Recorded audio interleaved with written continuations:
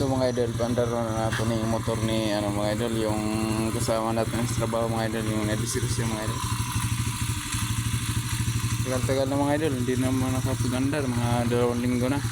Kaya paandar natin kasi bago. Kailangan pa ikutin natin yung gear.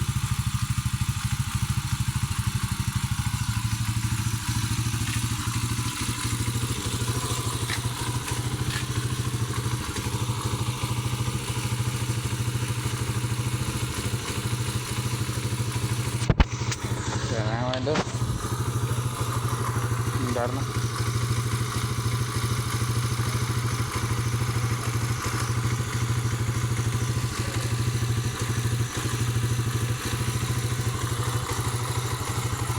Magana natin yung ano niya mga idol.